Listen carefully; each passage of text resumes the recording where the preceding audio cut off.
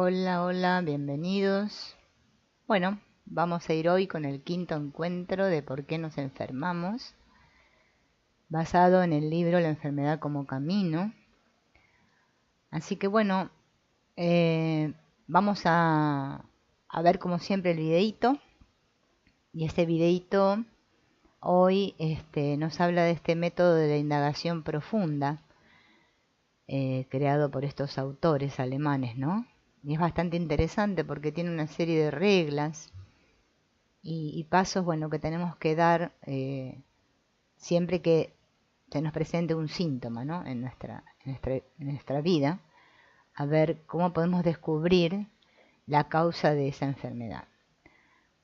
Así que voy a ir para este lado, voy a poner el videíto y fíjense en que empieza diciendo el método de la interrogación profunda. Así se llama, el método de la interrogación profunda. Tiene mucho que ver con cuestionarse, ¿no? Con preguntarse a uno mismo. El hombre posee un ser independiente del tiempo, que desde luego tiene que ser realizado y asumido conscientemente en el transcurso del tiempo. A este modelo interior se le llama el ser, ¿no? Voy a tomar un poquito. Bien, el hombre parece, fíjense en que parece ser como que el tiempo fuera algo externo a mí, ¿no? Y parece que yo tengo que en un tiempo aparente de vida que tenemos aquí, realizarme, ¿no? Tomar conciencia, vendría a ser, ¿no?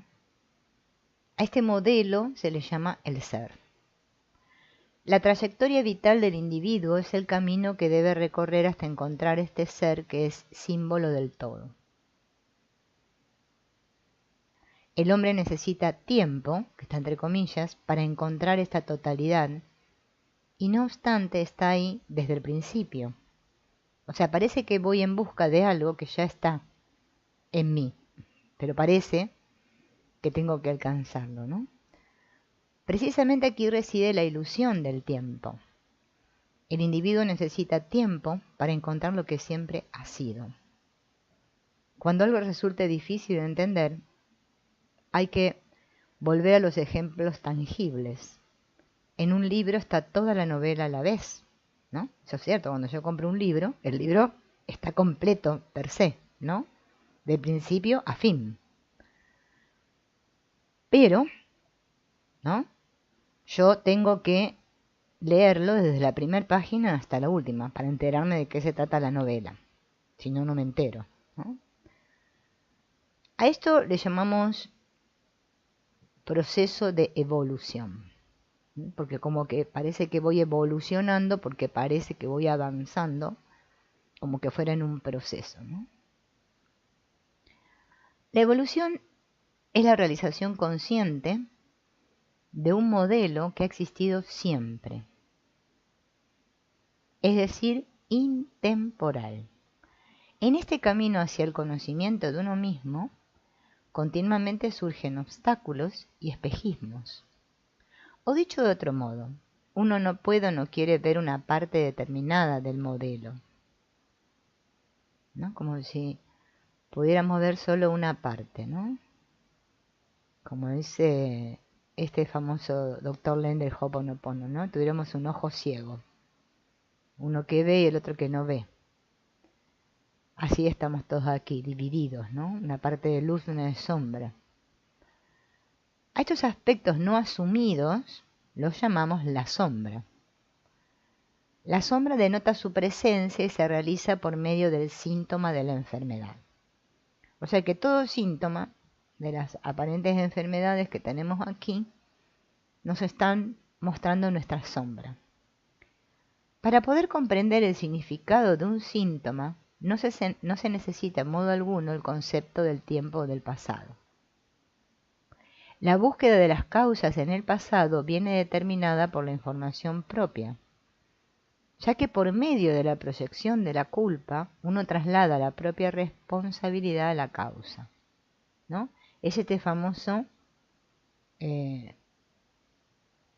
famosa proyección que conocemos todos, y este buscar quién es el responsable, ¿no? En algún hecho del pasado de lo que a mí me está pasando ahora en el presente, ¿no? Si interrogamos a un síntoma acerca de su significado, la respuesta hace visible una parte de nuestro propio esquema. Si indagamos en nuestro pasado, naturalmente en él hallamos las diversas formas de expresión de este esquema. Con esto no debe montarse uno una causalidad, son más bien formas de expresión paralelas adecuadas al momento de una misma problemática. Para experimentar sus problemas, el niño necesita padres, hermanos, maestros, el adulto, pareja, hijos, compañeros de trabajo. Las condiciones externas no ponen enfermo a nadie, pero el ser humano utiliza todas las posibilidades y las pone al servicio de su enfermedad. Es el enfermo el que convierte las cosas, Sachen en alemán, ¿no?, en causas, Ursachen, ¿no? Siempre fíjense en que es muy común y normal que nosotros le atribuyamos el cómo nos sentimos, ¿no?, el síntoma que tenemos, a alguna causa, ya sea un virus, una bacteria, no importa, algo que está fuera de mí, que me invade y me hace sentir así, ¿no? Y tenemos mucho ahí fuera, relaciones, bueno, de todo tenemos para poder encontrar culpables. El enfermo es verdugo y víctima a la vez, y solo sufre por su propia inconsciencia. En realidad aquí todos sufrimos por inconsciencia. Cuando somos conscientes, el sufrimiento se detiene, ¿no? Como dijo Jung. Solo cuando lo inconsciente se hace consciente, ¿no?, es que sanamos. Pero nosotros no queremos ver, no queremos mirar.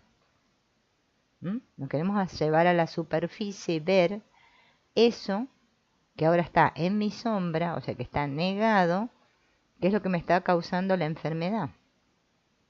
Pero siempre está en mí.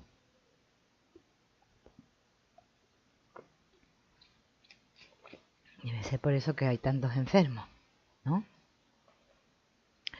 Bien, esta afirmación no es un juicio de valor, pues solo lo iluminado carece de sombra, sino que tiene por objeto proteger al ser humano de la aberración de sentirse víctima de unas circunstancias cualesquiera, ya que con ello el enfermo se roba a sí mismo la posibilidad de transformación. Fíjense, solo el iluminado carece de sombra, ¿no? Tanto que todos nos queremos iluminar acá en este mundo. O si no, ya decimos que somos luz, que somos todo luminoso. ¿Y será cierto? ¿Será así?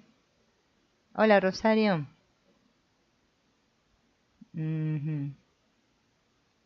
Sí, sí, sí, totalmente de acuerdo con Rosario. Vos sabés que, yo me acuerdo de este libro,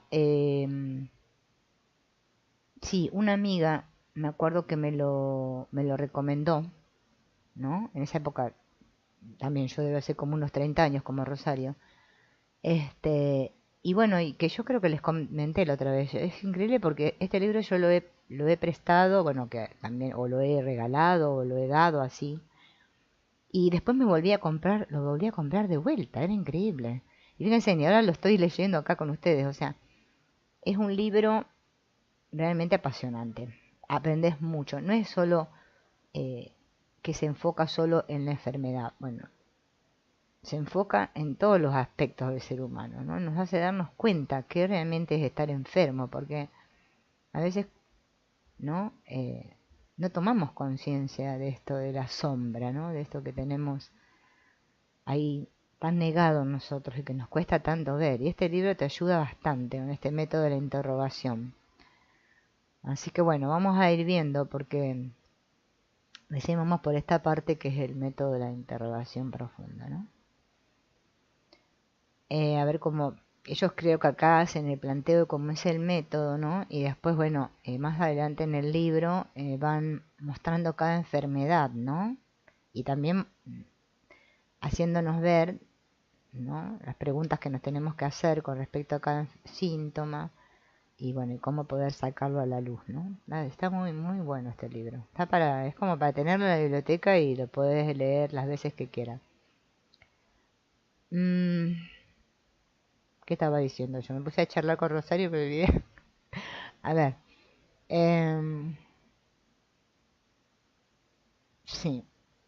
Entonces, eh, voy a leer de vuelta otra vez la frase esta, porque es muy importante, ¿no? El enfermo es verdugo y víctima a la vez, y solo sufre por su propia inconsciencia. Esta afirmación no es un juicio de valor, pues solo el iluminado carece de sombra, sino que tiene por objeto proteger al ser humano de la aberración de sentirse víctima de unas circunstancias cualesquiera, ya que con ello el enfermo se roba a sí mismo la posibilidad de transformación, ¿no? Es como eh, esto de victimizarnos, yo lo noto a diario, ¿no? Como enseguida la mente te lleva para ese lado, ¿no? Ah, pues el pobrecito, ¿no? Eh, Porque nosotros, esto bueno, que ya lo dijo Freud, ¿no? Y también, no sé, Jung también lo debe haber dicho en sus libros, yo lo tengo claro, pero sí, eh, lo debe haber plasmado, en que nosotros decimos que queremos sanar, pero no queremos sanar nada. Si ustedes se ponen a observar, ¿no? A su alrededor, ¿no? En las diferentes otras personas, ya no más, ni siquiera personas conocidas del entorno, personas otras. Fíjense en que eh, esto de las terapias y todo esto, las personas hacen terapias, bueno, me incluyo, hacemos, ¿no?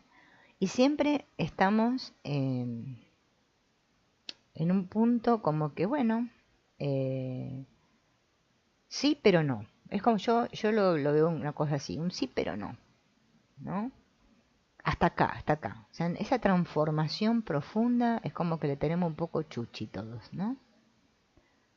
Ni los vacilos ni las radiaciones provocan la enfermedad, sino que el ser humano los utiliza como medios para realizar su enfermedad. La misma frase aplicada a otro plano suena mucho más natural. Ni los colores ni el lienzo hacen el cuadro, sino que el artista los utiliza como medios para realizar su pintura. Está muy buena la analogía esta, ¿no?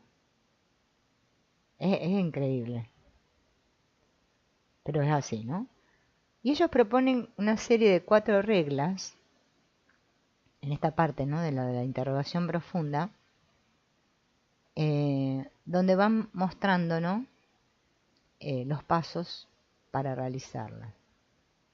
La primera regla dice que en la interpretación de los síntomas, renunciar a las aparentes relaciones causales en el plano funcional. Estas siempre se encuentran y su existencia no se discute. Sin embargo, no son aptas para la interpretación de un síntoma. Nosotros interpretamos el síntoma únicamente en su manifestación cualitativa y subjetiva. Las cadenas causales fisiológicas, morfológicas, químicas, nerviosas, etc., que puedan utilizarse para la realización del síntoma, son indiferentes para la explicación de su significado. Para reconocer una sustancia solo importa que algo es y cómo es, no por qué es, ¿no? Esto, claro, en la manera en que tienen ellos de indagar, ¿no? De hacer esta interrogación. Fíjense en que este asunto del por qué, que bueno, siempre lo hablamos en cualquier otra cosa que estemos viendo, eh, nosotros siempre es muy, muy típico el por qué. El por qué es muy de victimizarnos, si no somos sinceros, ¿no? Ay, pero ¿por qué? ¿Pero por qué a mí? ¿Pero por qué me pasa esto? ¿Pero por qué me enfermé? ¿Pero por qué? ¿Pero por qué? ¿No? Mm, cuando nos quedamos acá, como dicen los autores, ¿no? En que algo es y cómo es como que estamos más en el hecho en sí y no tan envueltos en las interpretaciones, ¿no? Porque si no es como que nos terminamos enredando. O sea, la enfermedad no la niego, o sea, el síntoma, la enfermedad, no lo niego, es así, pum, es tal el que tengo, ¿no? O el que se presenta. Y es así, punto, tiene estos síntomas, así, así, así. Bien. Ahora, no me quedo en el por qué, ¿no? Ellos no trabajan con esto, parece ser.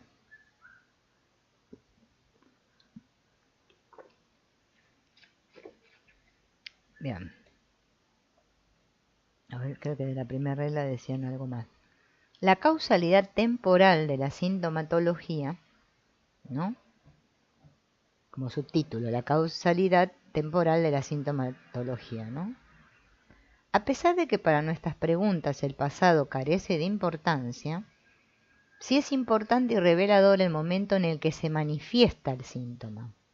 Esto me hace acordar un poco a lo que trabajan los de la biodescodificación. Hola, amor, 333. Esto de, ¿no? Que te preguntan, te hacen, bueno, que te cuestiones, ¿no? Que te preguntes cuándo apareció ese síntoma, ¿no? ¿En qué momento? O sea, qué circunstancia, qué situación, ¿no? El momento exacto en el que aparece un síntoma puede aportar información trascendental sobre la índole de los problemas que se manifiestan en el síntoma. Todos los sucesos que discurren sincrónicamente a la aparición de un síntoma forman el marco de la sintomatología y deben ser considerados en su conjunto. ¿Mm? Todos los sucesos. Es como que fíjense en que a veces, ¿no? A veces no, la mayoría de las veces, cuando aparece un síntoma, siempre hubo una situación, algo, ¿no? Que detonó, algo que detona la cosa. Y está sincronizado con un montón de otras cosas, ¿no? Es como un contexto, dentro de un contexto. No sé si a ustedes les ha pasado. A mí, yo ya me he descubierto que cada vez que me agarra algo, ¿no? Yo hace un tiempo que estoy con el problema este de la alergia, ¿no? No solo la alergia de la rinitis, esa que la tengo hace ya tiempo, sino que ahora se me sumó la alergia de cutánea en la piel. Y yo observo, ¿no? Porque digo, no es una alergia que tenga granos, que tenga... No tengo nada. Me miro y no tengo nada. Pero me pica, ¿no? Entonces uno dice, ¿qué es lo que me pica? Porque fíjense en que ahí es que en el síntoma, solo en el preguntarle al síntoma, ¿no? Porque si pica, me pregunto, ¿qué es lo que me pica? ¿No? A veces es mucho más sencillo de lo que parece. Lo que pasa es que fíjense en que hay como esto que habla Antonio Blay, ¿no? De la censura esta que automáticamente te corta. Parece, es como o el curso de milagros, ¿no? Que uno quiere mirar adentro, quiere indagar y ¡pam! Siempre la mente esta pensante, ¡tac! Te corta el proceso, ¿no? Ya sea con argumentos del tipo que sean, ¿no? Por eso preguntarse por qué es como que, ¿no? Es un poco como buscar culpables, ¿no? Como hace el ego, ¿no? El ego busca culpables. Fíjense en que funcionamos así. Para ello no solo hay que contemplar hechos externos, sino también, y ante todo, examinar procesos internos. ¿Qué pensamientos, temas y fantasías ocupaban al individuo cuando se presentó el síntoma? ¿Cuál era su ánimo? ¿Se habían producido noticias o cambios trascendentales en su vida? Con frecuencia, precisamente los hechos calificados de triviales e insignificantes resultan importantes, puesto que con el síntoma se manifiesta una zona reprimida. todos los hechos relacionados con él también habrán sido desechados y minusvalorados. Fíjense que es muy común, bueno, yo lo cuento en mi experiencia, no sé, pero pienso que en la experiencia de cada uno tiene que haber cosas similares, ¿no? A mí, en mi familia, ¿no? Me pasó que cada vez que alguien se enfermaba, ¿no? Era como muy típico el buscar excusas, ¿no? Ay, no, es porque tomó frío. No, esto es porque está angustiado. Está angustiado por todo, que ustedes, todos los problemas que le traen. Y sí, la culpa la tienen ustedes que son así. Miren cómo me ponen, o cómo lo pusieron al tío. Miren, oh, cuidado, el tío sufre de corazón, no le demos disgusto. Fíjense, tenemos todos esos eslogans, ¿no? Que usamos en torno a la enfermedad o al enfermo, ¿no? Pero es que nadie se... Esto de la introspección es bastante, ¿no? Como que lo evadimos. Nadie quiere ir dentro de sí. Y cuando nosotros hacemos una terapia, bueno, una terapia, no hablo de la normal, de la psicólogo, no hablo de terapias así más holísticas, ¿no? Fíjense en que todas apuntan a que te hacen estas cosas de que vos te tengas que hacer responsable e indagar en uno mismo, ¿no? Y uno le rehúye a eso. No queremos saber. Ahí vemos la fuerza que tiene esto de buscar causas externas. Es increíble. Bueno, yo por lo menos lo evalúo, ¿no? En mí misma, ¿no? Que es donde el único lado donde lo puedo evaluar, ¿no? Y me doy cuenta de que esto que dice el libro es cierto, ¿no? Y como la pregunta nos parece muy, oh, y decimos, pero a ver, pero no sé, ¿qué estaba pensando? No tengo ni idea, ¿no? Ni siquiera queremos indagar ni siquiera a un nivel acá, intelectual, no, ya nada, ¿no? Usamos la enfermedad o el síntoma, nos viene muchas veces al pelo, ¿no? Para evadir ciertas otras cosas, ¿no? Por eso, bueno, la industria farmacéutica, ¿no? Es tan grande.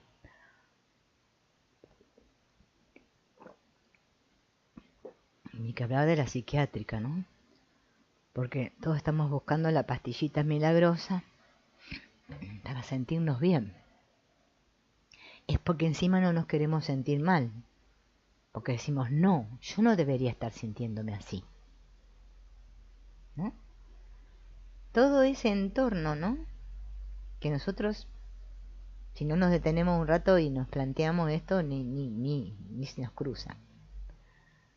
En general no se trata de las grandes cosas de la vida de las que se ocupa el individuo conscientemente.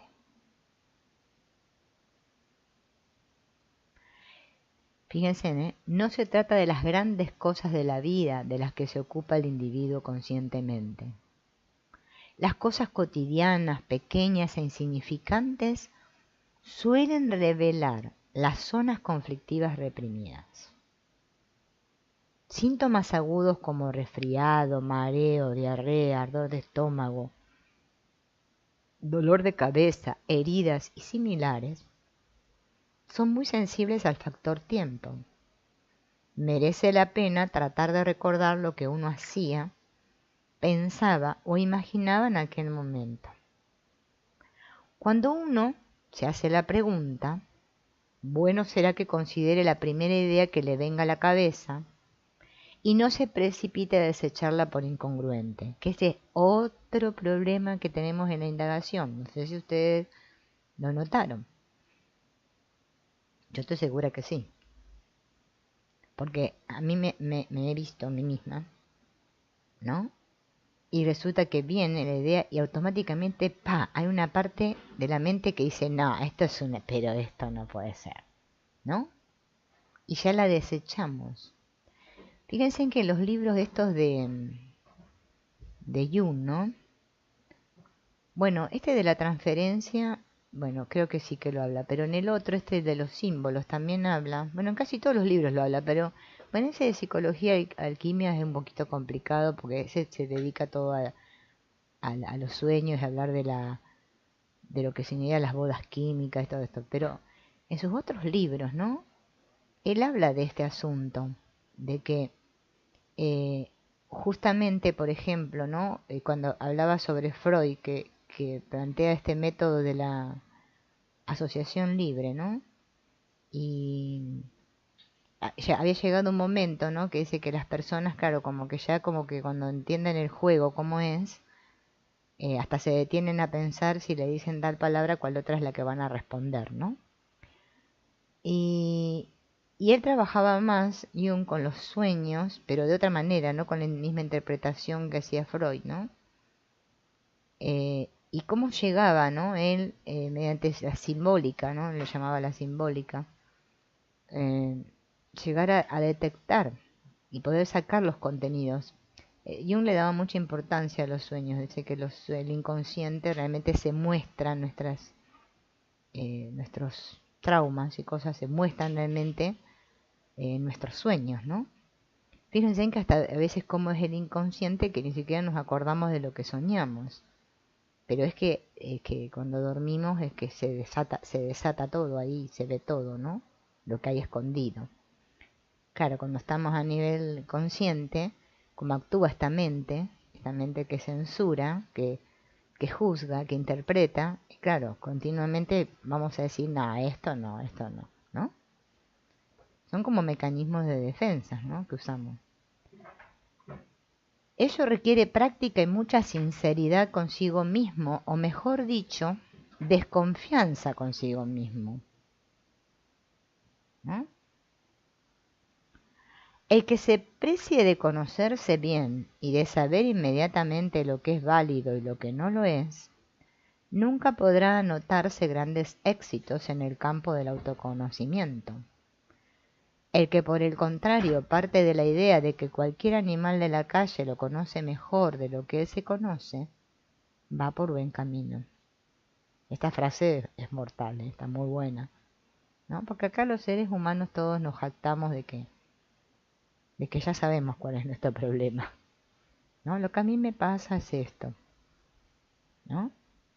Y muchos se creen ya que se conocen bien a sí mismos y que la tienen clara. Y yo veo que uno no la tiene clara nunca, nunca termina de aclararse. Siempre hay algo oscuro por ahí, ¿no? Siempre vemos cómo vuelve a salir, ¿no? Inclusive los que estudiamos el curso de milagros, fíjense que muchas veces consideramos que hemos perdonado ciertas cosas, que ya las tenemos bien, y resulta que después otra vez. Y a veces sale con más ímpetu que antes, ¿no? Es que todavía no estaba. O sea, el inconsciente es muy profundo, ¿no? Esto es muy profundo. Por eso adentrarse ahí, ¿no? Como dice Wapnick en ese cuento que tiene del buzo. Ahí siempre estoy que se los voy a coser y me olvido, porque lo tengo que tener a mano, si no, pues se me va. Habla de justamente esto, ¿no? Que sumergirse ahí es que nosotros no...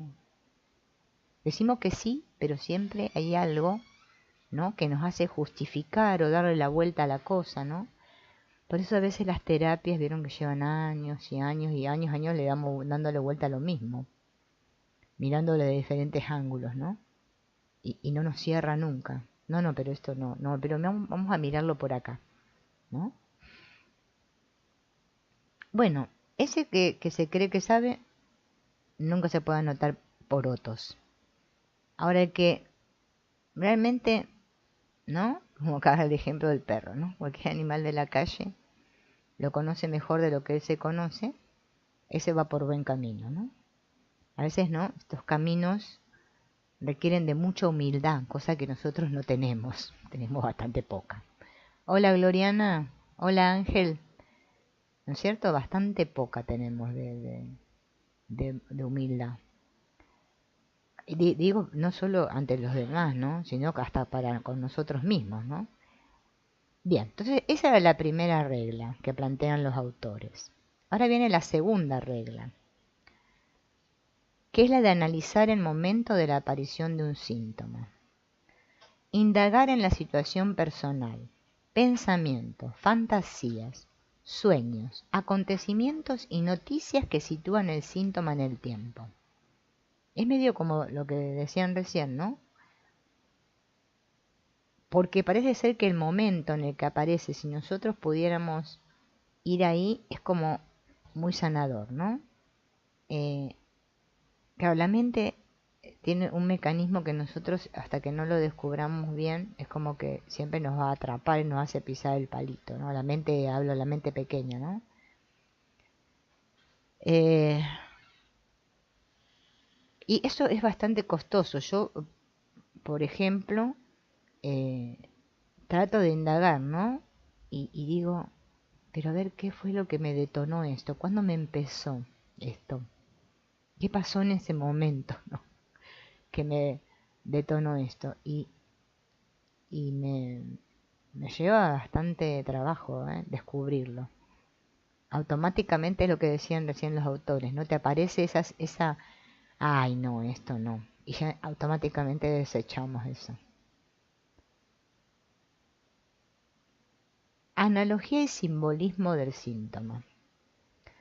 Ahora llegamos a la técnica de la interpretación propiamente dicha, la cual no es fácil exponer y enseñar con palabras. Primariamente es necesario dominar el lenguaje y aprender a escuchar. La palabra es un medio portentoso para descubrir temas profundos e invisibles. La palabra posee su propia sabiduría que solo comunica a quien sabe escuchar. Nuestra época tiende a utilizar la palabra descuidada y arbitrariamente, con lo que ha perdido el acceso al verdadero significado de los conceptos.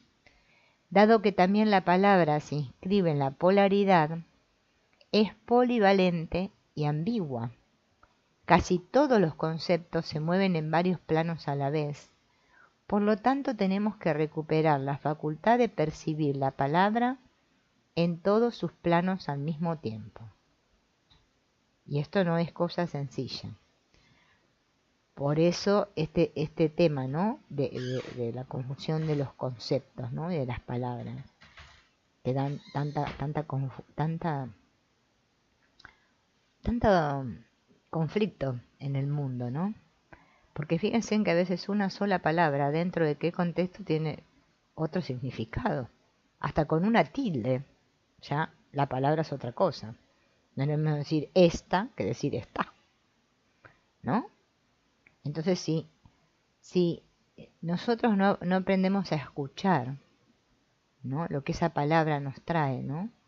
Por eso a mí me encanta todo ese trabajo de Jung, ¿no? Porque él trabaja tanto con los simbolismos. Porque ya sabemos que el inconsciente está plagado de símbolos, es todo símbolos.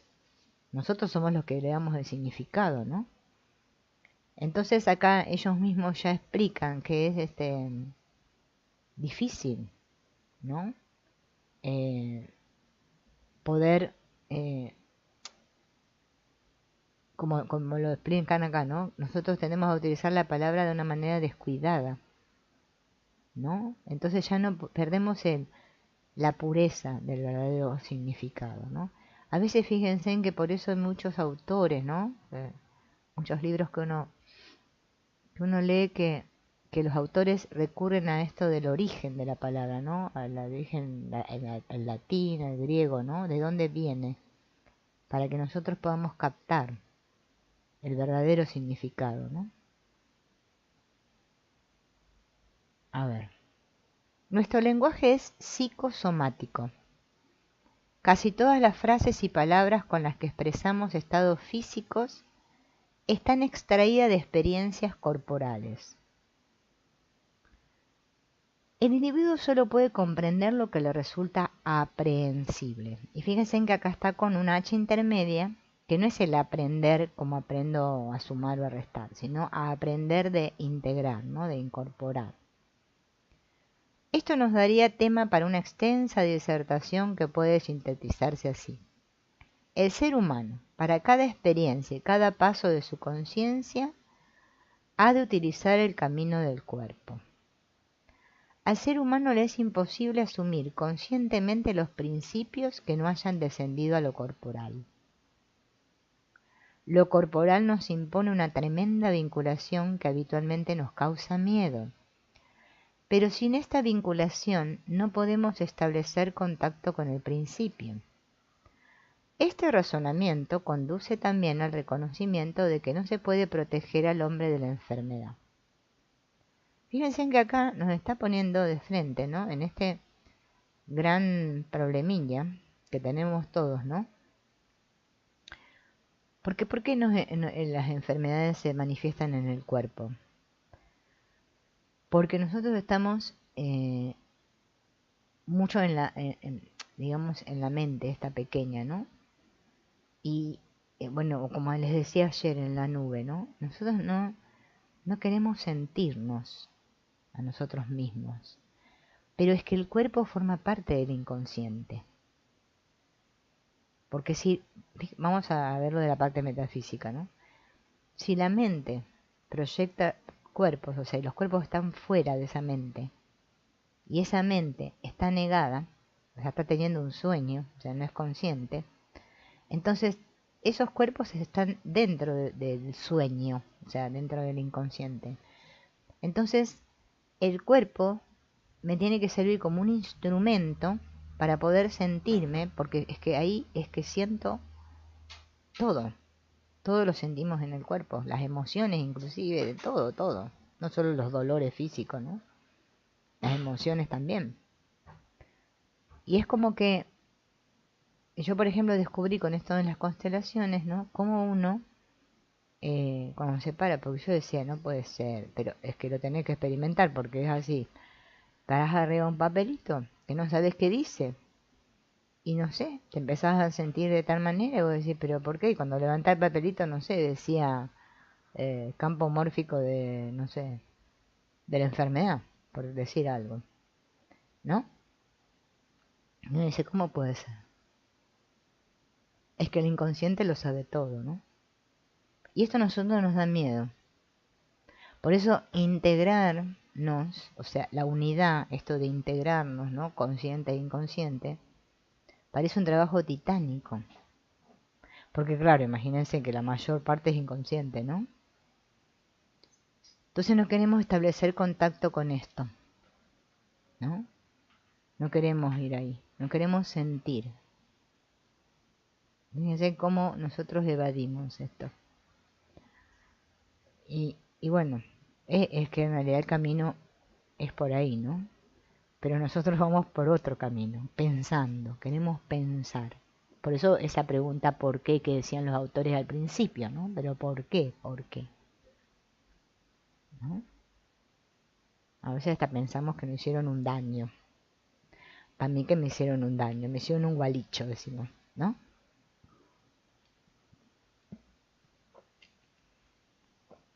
Acá hay algo malo en esta casa, digo yo a veces. Yo a veces me veo diciendo cada cosa que digo, ay, pero qué mal que estoy, digo, ahí es donde digo que estoy mal. Ahí es donde veo cómo está mi inconsciente.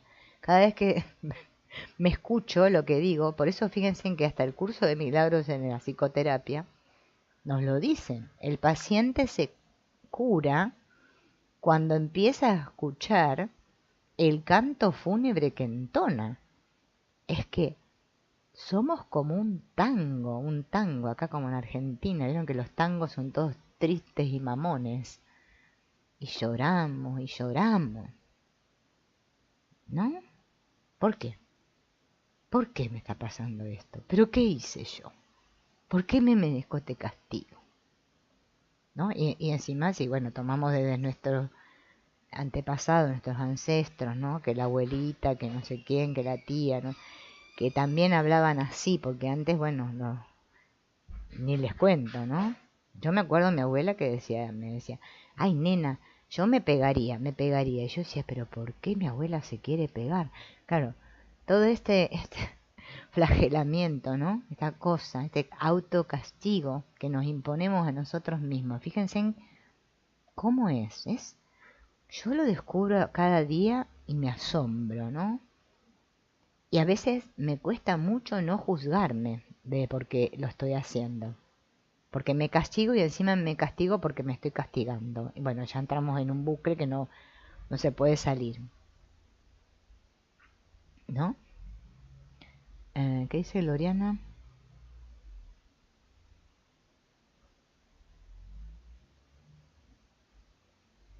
Exacto, bien, bien, Gloriana, vas bien entonces, vas bien.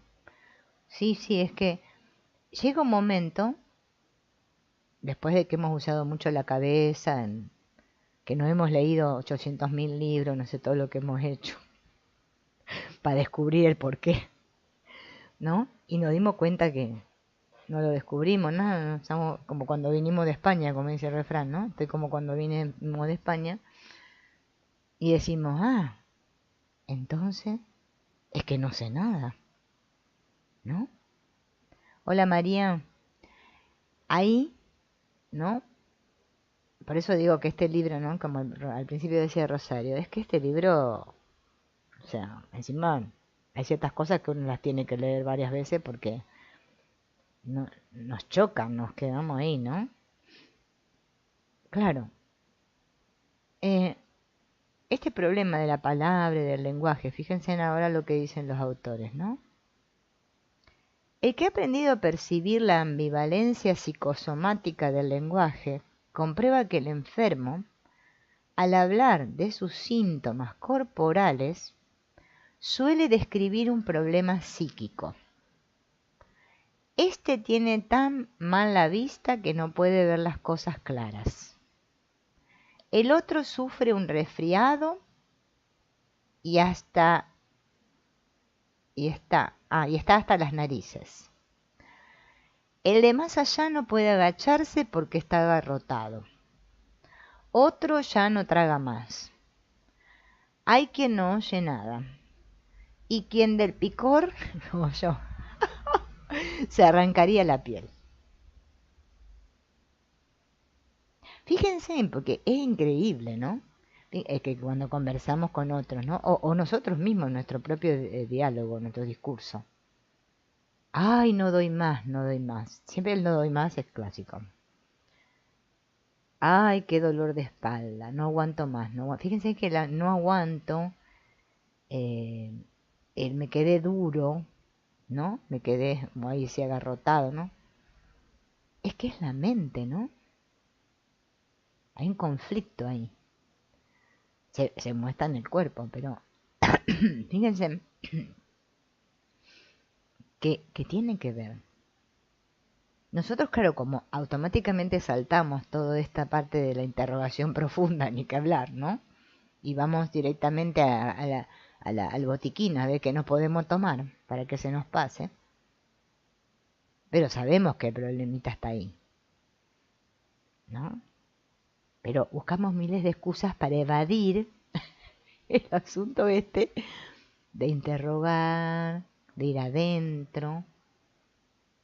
A ver, claro, que es cuando lo hagamos consciente, es que pum, desaparece. Otra vez una amiga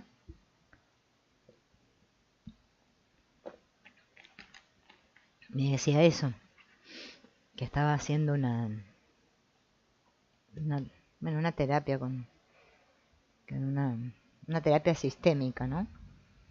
Y que se dio cuenta que mientras ella narraba, ¿no? Su problema, su dolencia, automáticamente que la pudo ver, que la hizo consciente, ¡pum!, le desapareció.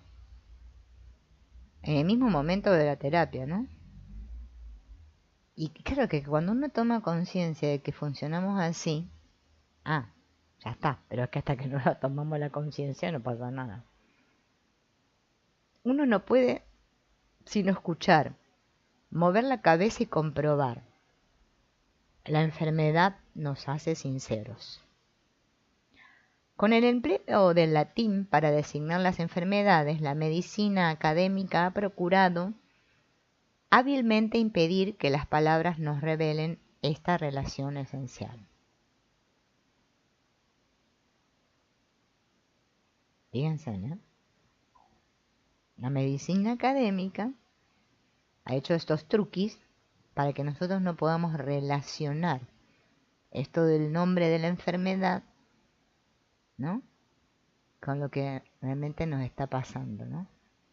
Pero es que la enfermedad es cierto que nos hace sinceros, ¿no? está mostrando nuestro conflicto. Lo que pasa es que no lo queremos ver. En todos estos casos, el cuerpo tiene que experimentar lo que el individuo no ha asumido con la mente. O sea, no ha hecho consciente, ¿no?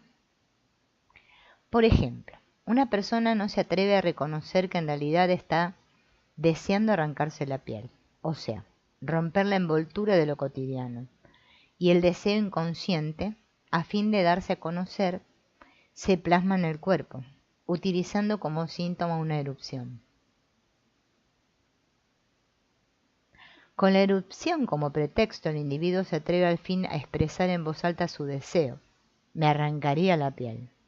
Y es que ahora ya tiene una causa física y esto es algo que hoy en día todo el mundo se toma en serio.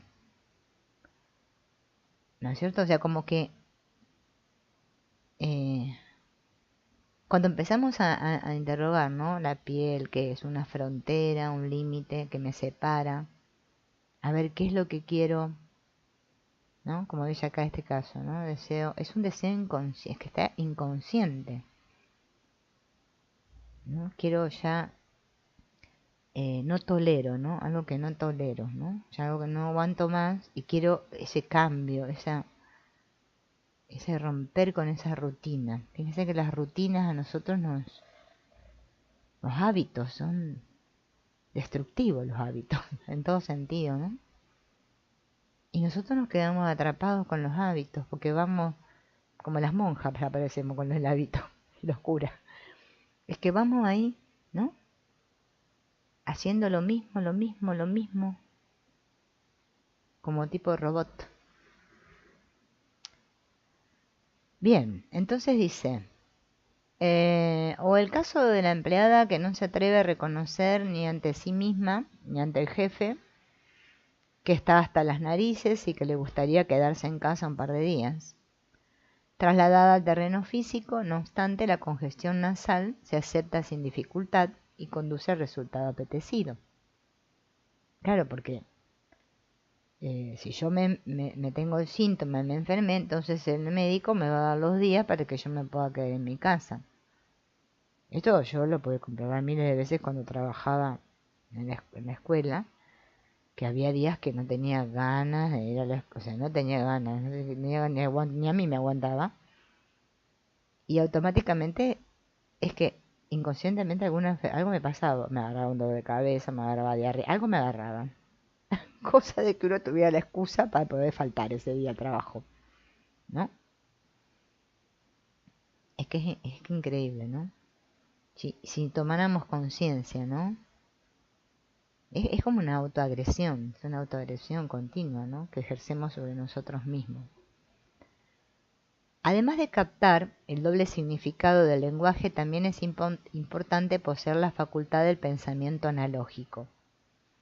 La ambivalencia del lenguaje se basa en la analogía.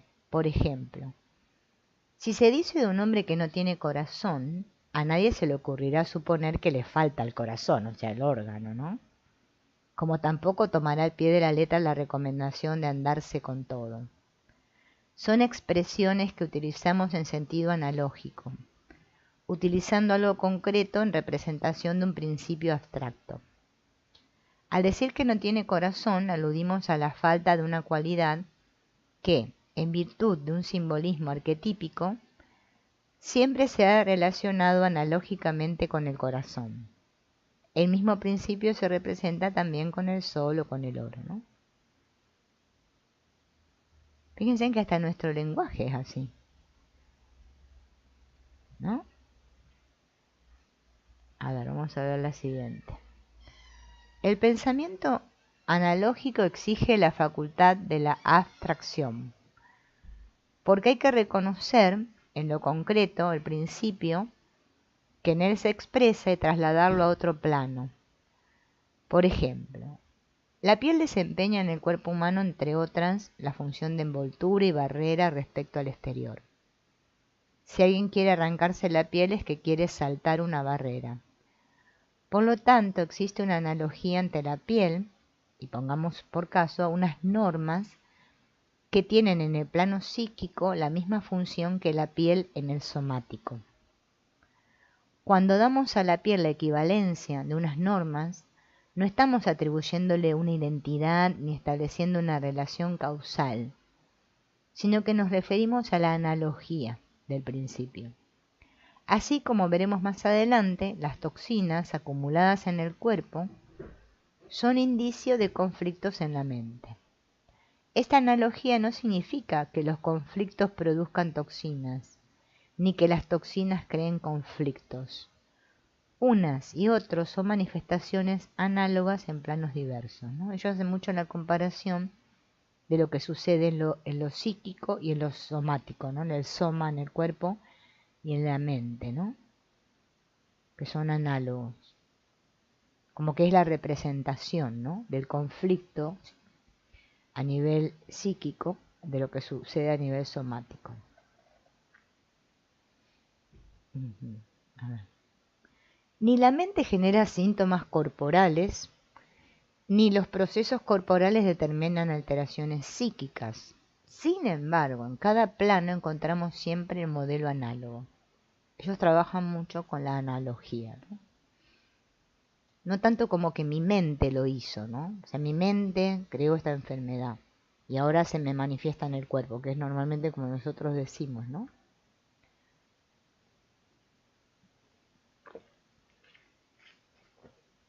Sino que ellos lo ven más como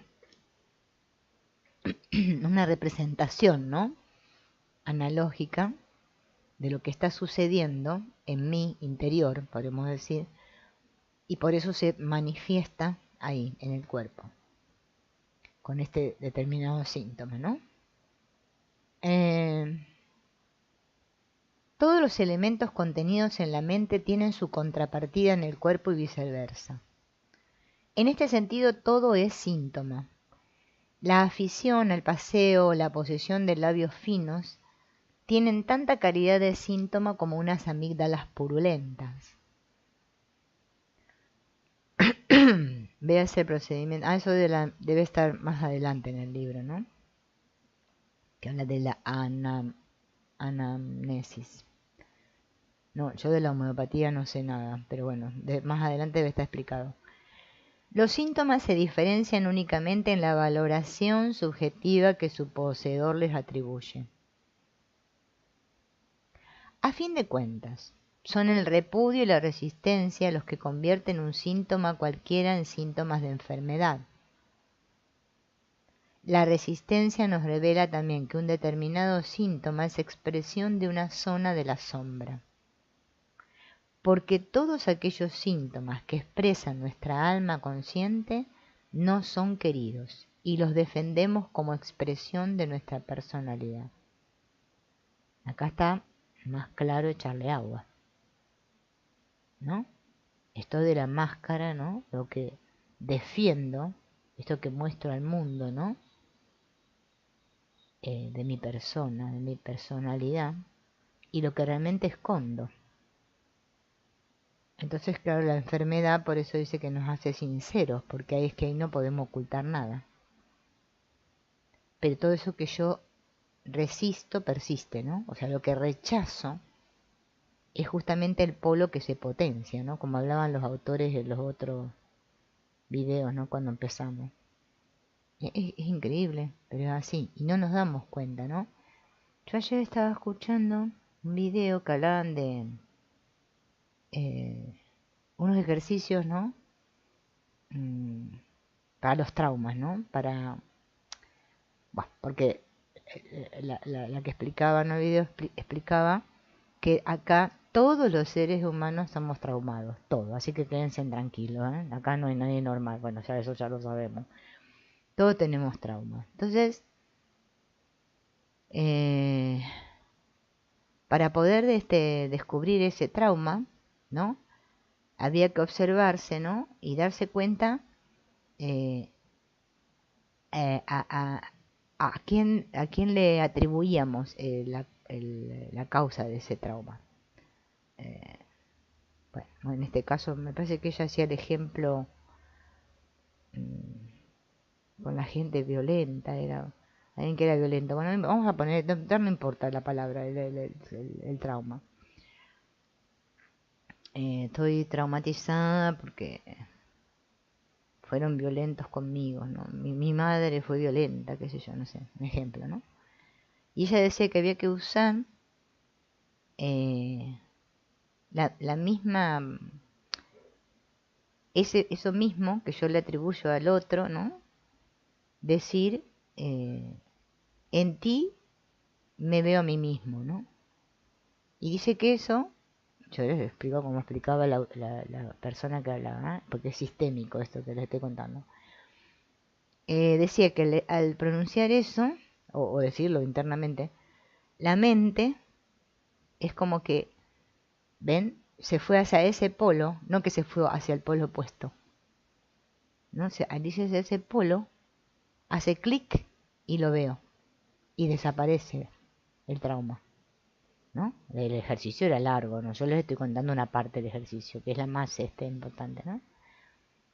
Y yo me quedé porque dije, ah, claro.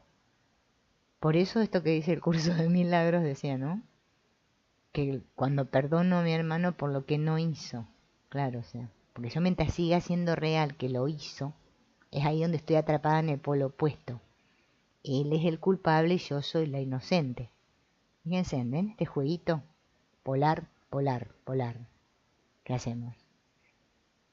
Y nosotros no queremos eso, o sea, a nuestra psique eso es como que le da un cimbronazo, porque yo no quiero decir que yo soy como el otro. Porque si yo lo estoy viendo, es que eso soy yo el que lo estoy sintiendo eso. Es un juicio mío. Fíjense que eso nos cuesta horrores. Yo le digo, a mí me cuesta horrores, ¿eh? No sé a ustedes. yo, yo me veo ahí. Hola Alejandro. Y digo, ay, claro, ¿no? Es por eso no queremos sanar.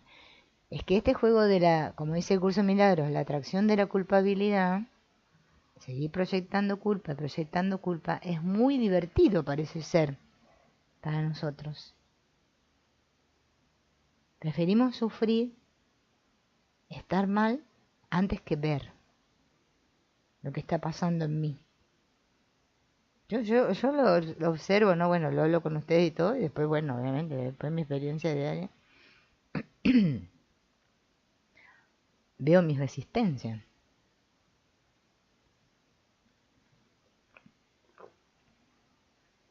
Entonces, dice, eh, a ver, que me perdí en el renglón. La resistencia nos revela también que un determinado síntoma es expresión de una zona de la sombra, porque todos aquellos síntomas que expresan nuestra alma consciente no son queridos y los defendemos como expresión de nuestra personalidad. Fíjense que esto es lo mismo que habla el curso de milagros también cuando habla de los dos escudos, ¿no? De defensa. Estamos todo el tiempo defendiéndonos. Yo me doy cuenta y a veces digo, ay, es que asusta, asusta. Asusta deshacer los nudos, mismos que nosotros mismos hemos hecho, ¿no? Asusta mucho. La vieja pregunta acerca del límite entre sano y enfermo, normal y anormal, solo puede contestarse desde la valoración subjetiva o no puede contestarse en absoluto. Esto de lo subjetivo y lo objetivo, ¿no? Yo, por ejemplo, pude descubrir cuánto me cuesta ser objetiva. Bueno, no sé si a ustedes también les pasa lo mismo, ¿no? Pude descubrir cuán subjetiva soy. Ay, ahora me agarró hipo. Estoy tomando tanta agua que me agarró hipo. Bueno, a ver. Voy a respirar para que se me pase. Eh, todo, toda valoración, o sea, sí, el observador, ¿no? Este que mira el mundo y lo juzga, es que parte de mí. Por eso fíjense en que la primera lección del curso de milagros dice, le he dado a todo lo que veo significado que tiene para mí, para mí. Perdón, la segunda lección, después la primera dice, nada de lo que veo significa nada. Para mí. Ahí vemos la subjetividad, ¿no? Soy yo el que valoro así, el que lo veo así. Entonces, ¿quién puede decir qué es lo enfermo y qué es lo sano? ¿Qué es lo normal y qué es lo anormal? Lo que para mí puede ser normal, para otro puede ser anormal, ¿no? Cuando examinamos síntomas corporales y los explicamos psicológicamente, en primer lugar, instamos al individuo a dirigir su mirada hacia un terreno hasta ahora inexplorado, para comprobar que así es,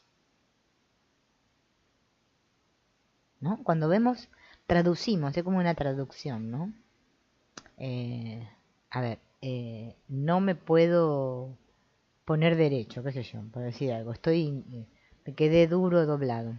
A ver, ¿por qué? ¿Qué es lo que no quiero, no? ¿Ante qué cosa yo no me quiero doblar? Porque justamente por eso mi cuerpo me dobló, se me dobló el cuerpo, porque yo no quiero, eh, o sea, ¿cómo se llama esto? Lo contrario, no ser humilde. No quiero reconocer mi arrogancia, por ejemplo, podría ser. Es que el mismo síntoma traduce lo que nos está pasando. Por ejemplo, cuando somos, ¿cómo se llama esto? Que somos obsesivos compulsivos, ¿no? Que yo creo que somos todos, tenemos un toque con algo, ¿no? Eh, no puedo parar, no puedo parar. No puedo ponerme, no puedo, o sea, viene cuando uno no puede parar de hacer tal cosa. Como que lo hace ya en extremis, ¿no? Muy, muy exagerado, ¿no? No se puede poner un límite a sí mismo, ¿no? Fíjense que después el cuerpo lo traduce, lo puede traducir, como dicen estos autores, hasta en un accidente. Ah, me caí, pum, me quebré. Ah, ahora tengo que estar quieto en la cama, ¿no? Fíjense en que es increíble, pero si nos ponemos a observar detenidamente es que funcionamos así. Yo esto, ¿no? Que como decía Rosario ahí al principio, cuando recién empezamos, que hablaba de cuánto tiempo hace que ella conoce este libro, que yo también hace un montón, ¿no? Bueno, a mí en realidad yo creo que en mi vida todo empezó a llegarme a partir de la muerte de mi papá, ¿no? Yo como que cuando murió mi padre, cuando yo tenía 23 años, que murió un tumor en la cabeza, yo no lo podía entender, ¿no? O sea, a nivel, obviamente, consciente, ¿no? No podía comprender, porque mi papá era una persona muy sana, o sea, para mí, bueno, para mí era el mejor padre, ¿no? Obviamente, pero yo no lo podía comprender. Y ahí se me empezó a abrir un montón de, o sea, ahí empecé a cuestionarme y me empezaron a llegar todas estas cosas. Y ahí eh, pude como ver, yo decía, pero mi papá, o sea, es como que, porque muchos psicólogos dicen que toda muerte es un suicidio. No sé si lo escucharon esa frase, ¿no? Nosotros le llamamos suicidio al que uno se suicida, que se toma el veneno, se ahorca o se, no sé, lo que sea, se tira al precipicio. Pero a veces, ¿no? Es como que podemos demostrar que queremos vivir mucho y que la vida y no sé qué, y sin embargo a nivel interno, a nivel inconsciente, no es así, ¿no? Estamos buscando la muerte. Esto es muy profundo, por eso cuando vayamos avanzando en el libro van a ver las cosas en el que nos quedamos ahí, este, como pasmados muchas veces, ¿no? Ante lo que vamos, es como que uno va tomando conciencia, ¿no? Se le van moviendo un montón de cosas. Entonces, lo que se manifiesta en el cuerpo está también en el alma, hacia arriba, abajo como arriba, ¿no? No se trata de modificar o eliminar algo inmediatamente, sino todo lo contrario. Porque esa es la otra tendencia que también tenemos, ¿no? A querer eliminar inmediatamente, que desaparezca ya, puff, así, ¿no? Hay que aceptar lo que hemos visto, ya que hay una negación, ya que una negación volvería a relegar esta zona en la sombra, ¿no? Por eso, fíjense en que lo que más nos cuesta es aceptar. Esto que decíamos hace un rato, ¿no? Que viene Capaz que me viene el pensar o el sentir o el descubrimiento, la comprensión de que, es por esto. Y automáticamente hay una parte que dice, no, no, no, eso no. ¿No? Entonces, entonces eso lo volvemos automáticamente a negar. Es increíble. Yo me quedo asombrada, ¿no? Solo la reflexión nos hace conscientes. Si la ampliación de la conciencia produce automáticamente una modificación subjetiva, fantástico. Pero todo propósito de modificar algo produce el efecto contrario. El propósito de dormirse enseguida es el medio más seguro para permanecer despierto. Olvidamos el propósito y el sueño viene solo. La falta de propósito representa aquí el exacto punto intermedio entre el deseo de evitar y el de incitar. Es la calma del punto intermedio lo que permite que suceda algo nuevo. El que combate o persigue nunca alcanza su objetivo. ¿No? Esto es lo que decimos siempre del palo y la zanahoria, ¿no? Porque más me empecino en una cosa, menos lo logro. Fíjense en que es así. ¿No? Permanecer en ese punto intermedio, en ese centro tranquilo, como decimos, centro de vacío, vacío interno, bueno, centramiento, llámenle como quieran. Parece que es lo más difícil para nosotros. Esto de irnos para un polo o para el otro, ¿no? Ahí voy, persiguiendo un sueño, persiguiendo, tras algo, que nunca lo alcanzo. O estoy en lucha, en resistencia. Conmigo no van a poder. Yo, bueno. Algunos nos tendemos más para un lado que para el otro. Yo soy más del combate. Por eso estoy con la pica. Después me río sola, porque digo, claro, si soy culo inquieto, ¿cómo no me va a picar todo? Si yo a mí me pica todo. Yo todo tiene que ser ya rápido. Pim. Claro. Eso después se manifiesta. Bueno, pero lo importante es verlo. No juzgarse, porque si no vamos a juzgar, ¿no? Y bueno, y darme cuenta. Ahí sí puedo ser subjetivo, porque ahí en esa apreciación que hago, de que sé darme cuenta, ahí es subjetivo, ¿no?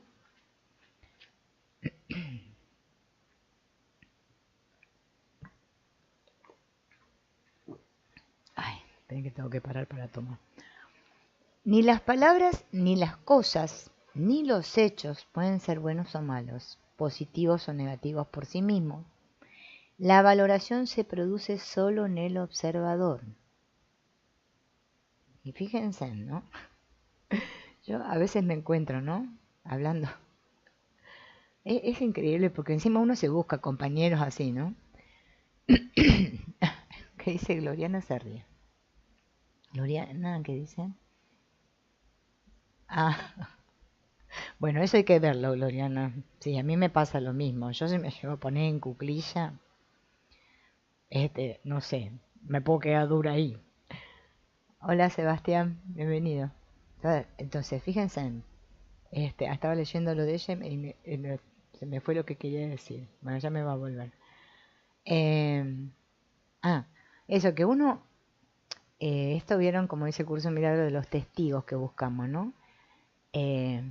Bueno, a mí me pasó mucho tiempo, ahora me pasa menos porque es como que estoy observándolo eso. De por ejemplo, ¿no? Estar conversando, ¿no? Con mi pareja de otros, de la familia. Y cómo entre los dos nos buscamos, ¿cómo se llama esto? No justificar, es como reafirmar lo que decimos. Y sí, viste, claro, porque Menganito es así. Y ni que hablar de Sultanito, que no sé qué. Y claro, y bueno, ¿qué vamos a hacer? Claro, es así. Y, y nunca uno para para escucharse y observar cómo está atrapado en ese constante juicio condenatorio hacia otros. Yo les digo, es una cosa, es que la obra está montada estupenda. Yo digo, es estupenda. Claro, ¿cómo? Si nuestra mente está continuamente haciendo esa actividad de valorar, o sea, de juzgar. Y encima, miren cómo es el truqui, que ni siquiera me doy cuenta de que soy yo el que estoy emitiendo el juicio. No, me parece una cosa como que ni se nota. O sea, está muy bien disimulado, ¿no?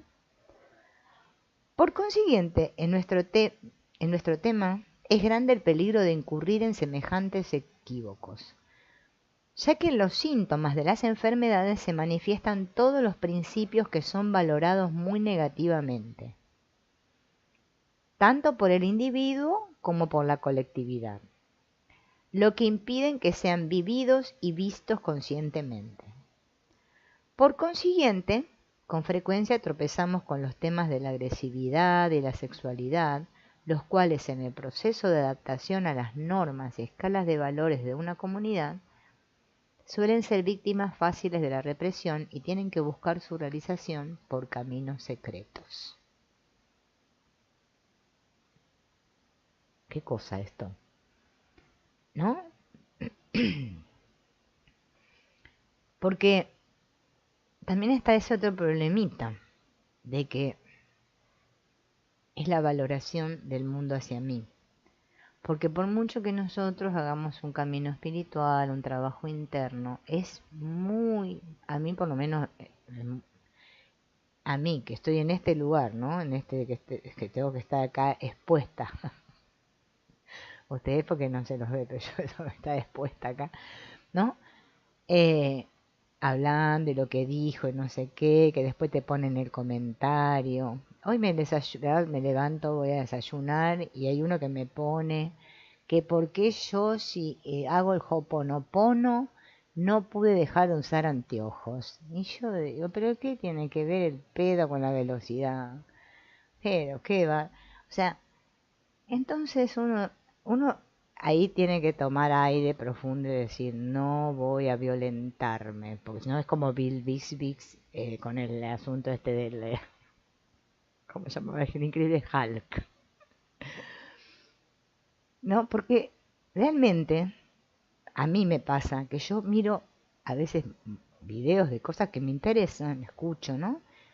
A mí no se me ocurre ponerle, o sea, si no me gustó, no le pongo nada, no me pongo a hacer un discurso, o sea, yo qué sé lo que le pasa, o sea, ¿cómo yo voy a saber el por qué el otro se usa anteojos o no? O, es como decir entonces el que no tiene brazos ni piernas, Nick Bushi, sí, que no me sale el nombre, que es motivador y coaching de miles de personas, entonces no tendría que motivar a nadie el muchacho, porque a ver, si lo vemos así, veo así, bueno, si este está así, yo estoy mejor que él, ¿no? O sea, a ver, y yo digo, pero bueno, le puse una respuesta a lo que me pareció. O sea, es que la gente se va por las ramas. Y si no, pues tal que te quiere dar cátedra. Te quieren dar cátedra. Y unos cosas largos así, pero que duran, no sé, yo digo, pero poneme a leer todo eso, para que te digan algo que se podría haber dicho en 2 frases, pero largo, bien largo. Y yo digo, la gente cómo tiene tiempo para eso, es que es increíble. Bueno, esto de las valoraciones de los demás hacia nosotros, ¿no? Es como que eh, eh, menos entonces nos atrevemos. Porque parece como que los que hiciéramos el trabajo interior fuéramos los locos y los normales los demás. Yo a veces mi mente me dice eso. Mira tu pareja. Yo en mi pareja me veo todo. Mira, el otro, la fuerza que tiene, la energía y lo bien que está el tipo. Y no hace ningún trabajo espiritual. Y vos que estás todo el día con la espiritualidad, estás hecha torta. Te sentís mal, no tenés ganas de nada. Y digo, ay, claro. Y ahí vemos, pero es increíble el poder que tiene esa mente loca. Continuamente comparando, comparando, comparando. Es increíble. Imagínense si nos ponemos a creernos todo lo que nos dice el mundo. Y ni que hablar si me doy cuenta de que el mundo está en mi mente. Peor, ya me culpo, digo, qué mundo de miércoles. Ahí veo todo el mundo mal, ay, qué mal que estoy. Y ahí empezamos, y arrancamos, y arrancamos. ¿No? Entonces, esto también del colectivo que habla este Jung, ¿no? En este, yo no me acuerdo si es el de los símbolos o el otro, bueno, en uno, creo que es de la transferencia, que va mostrando, ¿no? Cómo nos vamos cosificando y cómo vamos haciendo lo que hacen todos, porque es como una cosa como que, bueno, que si todos hacen eso, bueno, vamos para allá, hay que ir para allá. Esto de ir adentro, hacia nosotros mismos y tomar conciencia, no, ¿no? Y claro, esto de los valores, ¿no?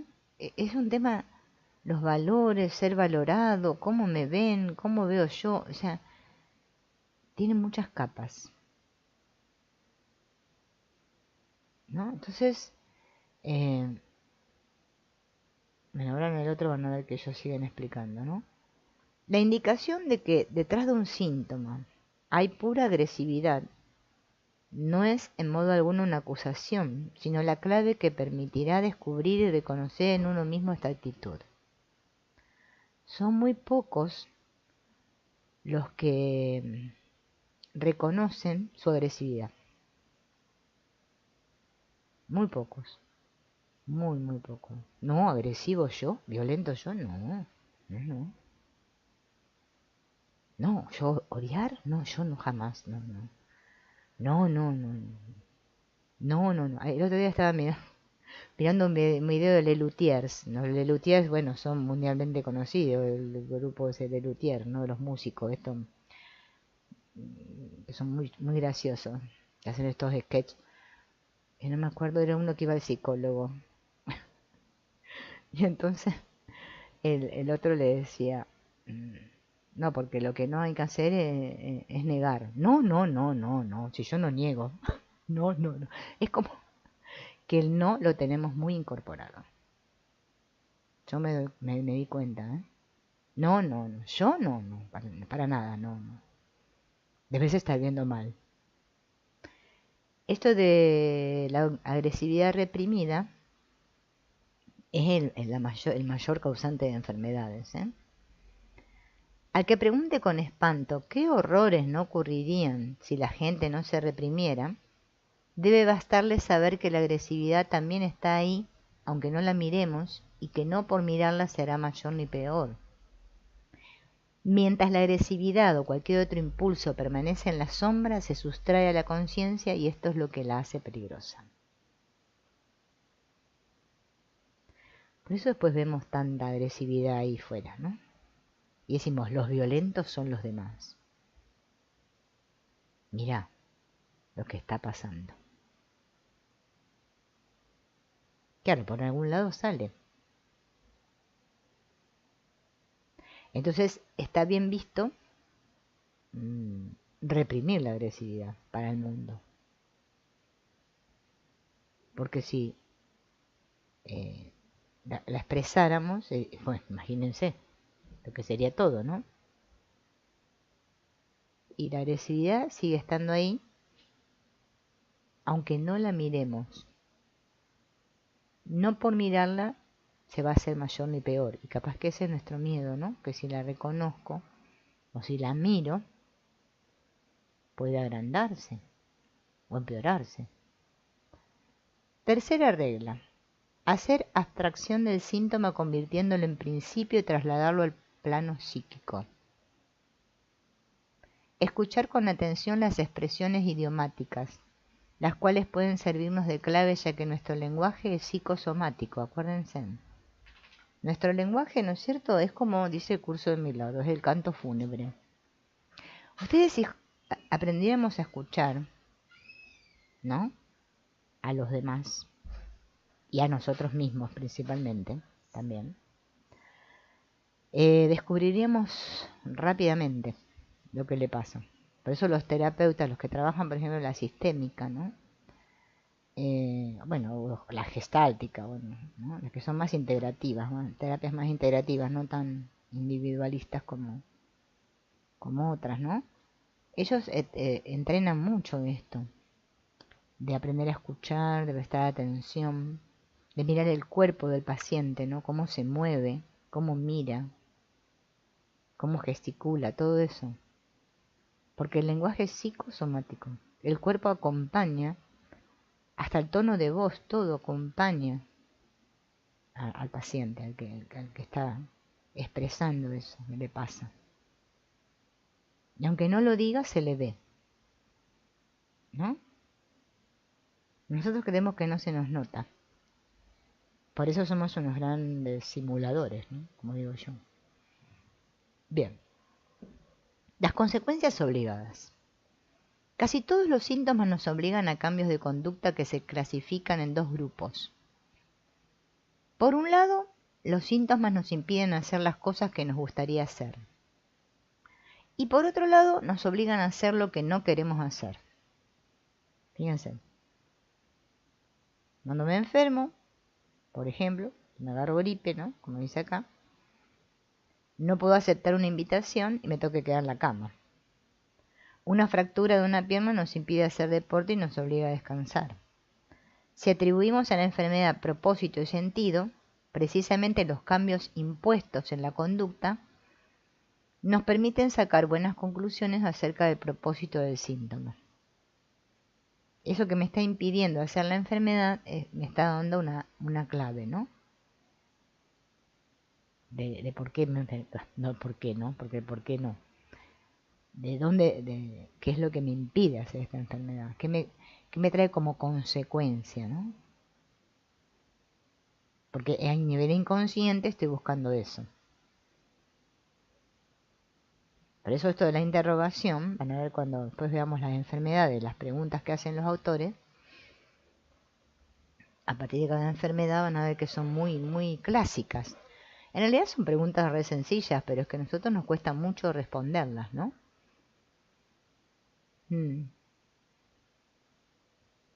Exacto, el cuerpo no miente. Ah, vos con eso que decís, Alejandro, me acuerdo del libro ese de la autora esta, como es la Alice Miller, del cuerpo nunca miente. Es increíble, ese libro está muy bueno. Porque es que, bueno, ella lo plantea desde el tema, ¿no? Del maltrato infantil, ¿no? Pero va mostrando, ¿no? Cómo nuestras enfermedades están mostrando nuestros traumas. Por eso se llama el cuerpo nunca miente. Bueno, por eso hay que trabajar con el cuerpo. Por eso yo siempre les comento, ¿no? Esto de cuando uno ingresa en estos caminos de no dualidad, ¿no? Hay que tener mucho cuidado, porque es que es cierto que todo es no dual en realidad, o sea, solo hay uno, sí, esa es la verdad. A nivel metafísico es así. Solo hay uno, solo Dios es, el amor es, todo es, y no hay nada más. Eso es lo real. Pero mi experiencia no es eso. Entonces, si yo no uso mi instrumento para descubrirme a mí mismo y darme cuenta de dónde me está fallando el motor, o la cosa, lo que hay escondido en mí, y no sé, es que bueno, entonces estamos, como les digo yo siempre, en el pedo de color. Es que estar en el pedo de color es maravilloso, pero va a llegar un día que te caes, ¡pum! Es lo que yo siempre cuento de que a mí me ha pasado en la experiencia de ver personas de años y años estudiando el curso y te dicen que no lo entienden. O me pasa como me pasó hoy, que otra persona me decía, dándome consejo, muy bien, me aconsejaba, que Dios creó el mundo. De que el curso de milagro dice que Dios creó el mundo. Pero yo digo, Dios mío. O sea, ¿dónde? Si justamente te está diciendo que no creó el mundo. Así estamos, así estamos. Por eso yo les cuento. A mí cuando me hizo el clic yo dije, voy a leer a este hombre serio, el Ken Wapnick, porque ya estoy podrida de escuchar. Porque es que si no entramos, es que la mente es muy, muy retorcida. Entonces va a aparecer Pimpirina Aurelio, de facilitador, porque todos van surgiendo, ¿bien? Es así. En la no dualidad pasa lo mismo, siguen a uno, después siguen al otro, es así, no lo que era. Bueno, y me dice, ay, porque, ay, es así, no sé qué. Y como eso resuena conmigo, entonces digo, ay, sí, es así, y voy para allá. Y me paso 2 o 3 años entretenido con eso. Y no hice ningún trabajo interno, es que me la pasé de papando mosca, como decimos acá en Argentina. Y después digo, ay, pero es que sigo mal igual. Claro, si no hice nada. Seguimos perdiendo el tiempo. Nos encanta perder el tiempo, ¿no? Claro, es la gran excusa. Entonces, claro, es que estar realmente listo y preparado para lo que dice el curso de milagros. Sí, claro, a un cierto nivel estamos todos listos, pero es que a otro nivel no. Porque en cuanto viene, no sé, eh, tal que, no, que a mí me genera bronca y me dice no sé qué, ya nomás que mentalmente, ni siquiera que aparezca la figura y la imagen. Y a mí me brota toda una ira. Es que si yo no tomo conciencia de que eso me está saliendo de mí, que todavía hay mucho por... O sea, a mí qué me importa que si Dios va a venir y me va a dar el último paso, lo que va a pasar y se me va a iluminar. Si yo acá, aquí, ahora, me estoy sintiendo así, ¿no? Bueno, entonces, mejor ir de abajo para arriba. Hoy, sí, mi pareja era que me decía, se llama Eduardo, mi pareja, voy a decir Eduardo que es más rápido. Me decía Eduardo, con el Facebook había leído una frase, ¿no? De uno que habla de fútbol, ¿eh? No tenía nada que ver. Bueno, que decía, los pozos se empiezan desde arriba, a cavar desde por arriba, ¿no? Y la otra era que por abajo, desde abajo, como que empieza desde abajo, las construcciones, ¿no? Que empiezan desde abajo. Algo así era la frase, ¿no? Y me quedé pensando porque digo, claro, es que nosotros queremos construir, no puedo construir la casa desde el techo. Ah, pero a la gente le encanta eso. Yo por eso le bauticé el pedo de color. Ay, sí, somos amor, somos el ser. Sí, todo muy lindo, pero a ver. A mí me está doliendo el estómago, no sé, a ver qué hago. O me tomo la pastilla para el dolor de estómago, voy al médico, o hago introspección a ver de dónde me viene esto, del dolor de estómago. ¿No? Ah, eso de trabajo no lo quiero hacer. Entonces por eso usamos la espiritualidad para evadirnos. Nos viene bomba, el curso de milagro viene bomba para todo. A mí me vino bomba en un momento porque yo decía, nada es real, todo es un sueño. Ay, sí, mi mami, qué linda. Y yo la traía, le hacía cosas. Ay, la perdono, te perdono, hermanita mía, no sé qué. Y me duraba, pero un pedo en la mano eso. Después al rato otra vez ya estaba eclosionando porque me había dicho no sé qué cosa, que me recordó no sé qué cosa, del trauma de no sé qué cosa, y otra vez estaba enredada en la cosa. Entonces me empecé a dar cuenta que no era tan así. Porque, o sea, eh, seguir negando es que no logramos nada. Si vamos a seguir negando, bueno, para eso, ya les digo, apaguemos la luz y nos vamos. Un cambio de conducta obligado es una rectificación obligada y debe ser tomado en serio. El enfermo suele oponer tanta resistencia a los cambios obligados de su forma de vida que en la mayor parte de los casos trata por todos los medios de neutralizar la rectificación lo antes posible y seguir su camino impertérrito. Ven, acá lo dice.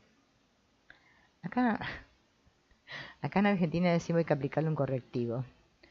No sé si, bueno, los que son padres, yo supongo que tendrán la experiencia. Es que a veces vieron que a los hijos hay que aplicarles un correctivo porque a veces se pone un poco densa la cosa y en la forma hay que poner un correctivo. Pero claro, como hay algo que me dice, no, es que si le le pongo límites al nene o a la nena, es que, ay, va a decir, qué mala mi madre. Pero es que poner límites también es una forma de amor. Pero hay una parte que dice, no, ¿cómo les vas a...? Bueno, entonces ahora no se lo digo, ahora no se lo digo, entonces después dejo pasar, dejo pasar, dejo pasar, y llega un momento que el nene, la nena, lo tengo montado arriba de mi cabeza. Por eso fíjense en que en la sistémica observamos las configuraciones familiares cuando el hijo está, ¿no?, más grande que los padres. Y los padres parece que fueran los hijos de los hijos. Yo no sé, es una cosa todo loco, todo un desorden. Así estamos. Porque esto de rectificar a nadie le gusta, ¿no? Entonces, es como que preferimos ser como, o sea, vieron como el refrán, más vale malo conocido que bueno por conocer. Preferimos seguir como estamos antes que hacer un cuestionamiento y un parar. Un síntoma no hace sino corregir desequilibrios. El hiperactivo es obligado a descansar. El superdinámico es inmovilizado. El comunicativo es silenciado. El síntoma activa el polo rechazado. Tenemos que prestar atención a esta intimación, renunciar voluntariamente a lo que se nos arrebata y aceptar de buen grado lo que se nos impone. La enfermedad siempre es una crisis y toda crisis exige una evolución. Vieron que crisis es crecimiento, ¿no? Todo intento de recuperar el estado de antes de una enfermedad es prueba de ingenuidad o de tontería. No sé si. La enfermedad quiere conducirnos a zonas nuevas, desconocidas y no vividas. Cuando consciente y voluntariamente atendemos este llamamiento, damos sentido a la crisis. Es así. Esto de los dogmas, de los quedarnos, ¿no?, sosteniendo algo, es así. Así lo veo yo. Pues he dicho. Como decía, ¿no? No sé si hay alguno de Venezuela acá, ¿no? Eh, el trabajo de ver dónde me viene el dolor de estómago, no sé cómo hacerlo tampoco. Claro, sí, no. No, es que lo que estamos viendo, Alejandro, vos quedate tranquilo. La indagación es difícil para nosotros. Ah, sí, el de Byron Katie, sí. También nos resistimos a ese trabajo porque ese nos pone... Es que es como desnudarse el trabajo Byron Katie. Es que después tenemos unos sueños espantosos porque claro, el inconsciente se libera y empieza a salir todo. Nosotros no queremos ver nada de eso. Bien. Ahora me olvidé lo que iba a decir. Ya me está agarrando el Alzheimer. Bueno, la cuarta regla. Las dos preguntas. ¿Qué me impide este síntoma y qué me impone este síntoma? Suelen revelar rápidamente el tema central de la enfermedad. Porque siempre tal enfermedad me impide algo y me impone algo, ¿no? Los dos polos, ¿no? Eso es lo que dicen los autores que nos tenemos que plantear.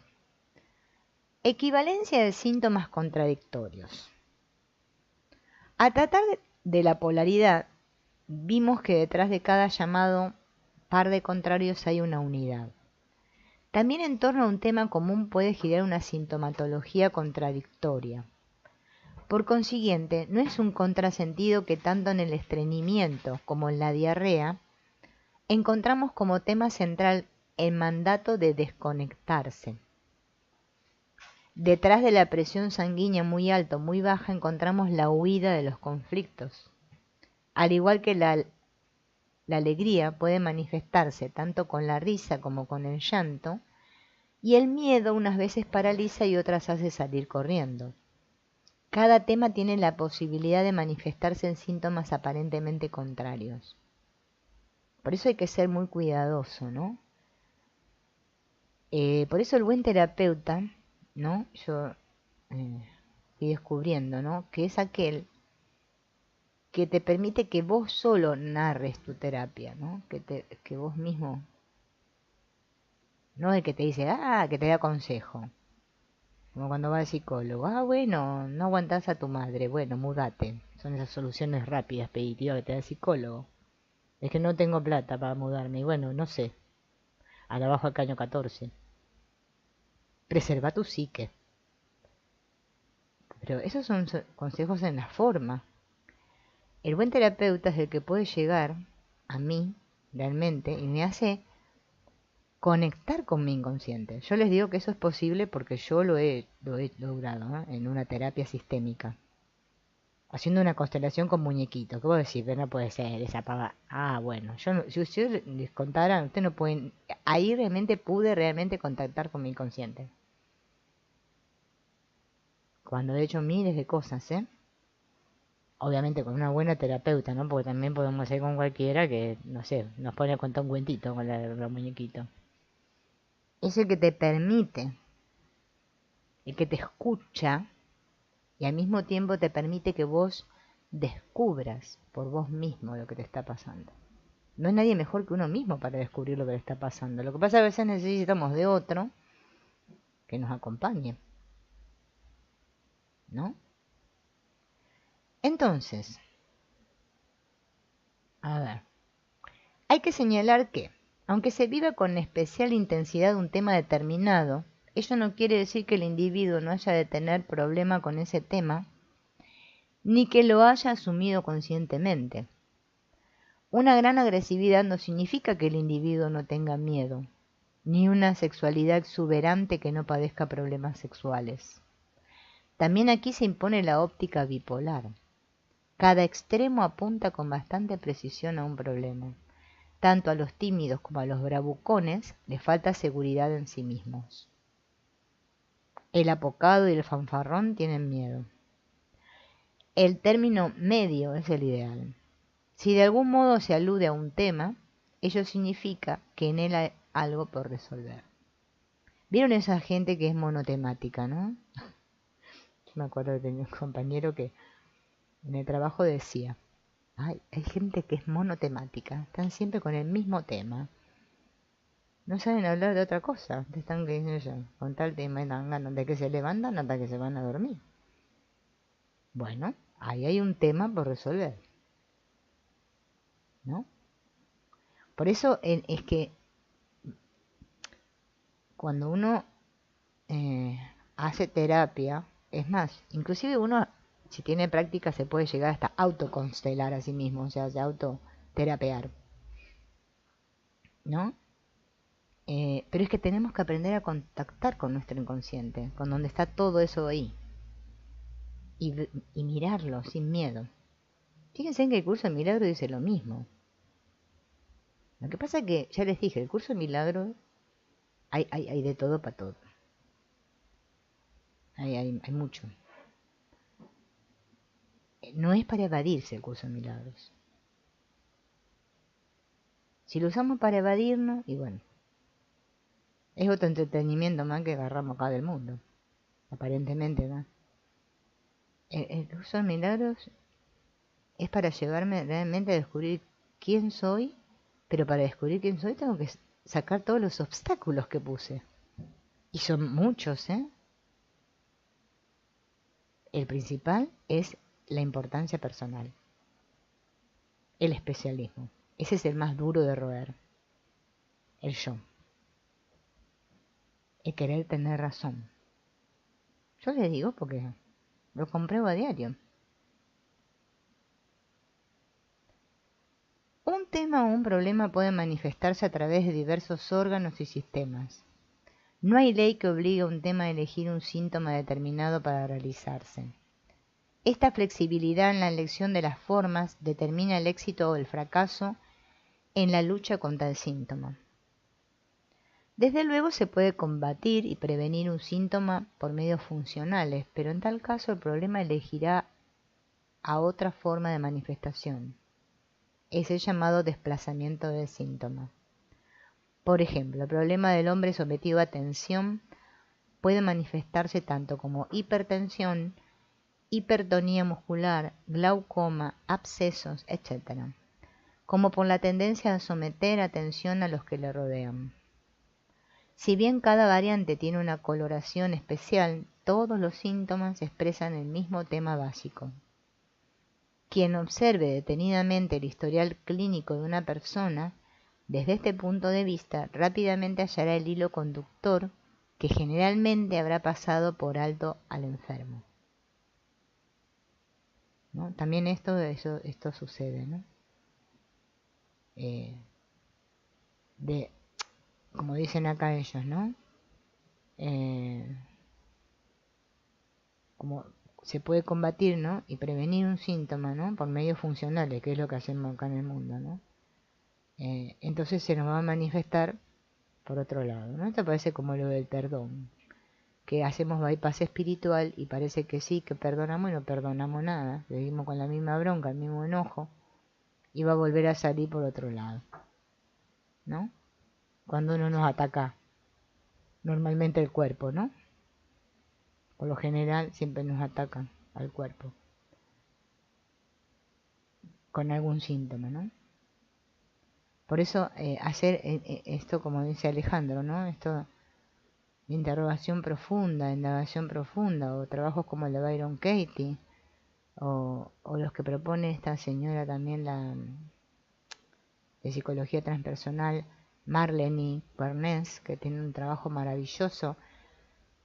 Yo les voy a anotar, ustedes busquen, ay, no me acuerdo cómo se llama el canal de ella, pero bueno, ella se llama Marlene, creo, Marlene, no sé bien cómo se escribe, algo así. Bueno, escribí la mayúscula, la minúscula, todo mezclado. Ella en ebooks tiene subida unas meditaciones que hace con cuencos, que son espectaculares para conectar con el inconsciente, ¿no?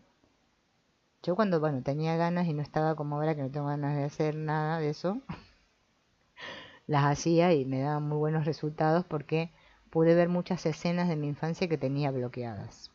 Pero bueno, yo les digo cosas de mi experiencia, después de ustedes hagan lo que les parezca, porque vieron que este mundo es así. Acá todos nos creemos que sabemos, entonces le damos consejo. Es muy lindo, a mí me encanta porque la gente me da consejo a mí. O me dicen, Silvina, mirate el video de este que explica el curso de milagro, y yo me pongo re contenta. Porque digo, claro, yo lo explico y después me mandan el video de otro que lo explica. Son cosas así, somos así, los personajes que no tenemos solución. Bueno, amigos, nos veremos en la próxima. Chao. Gracias por estar ahí.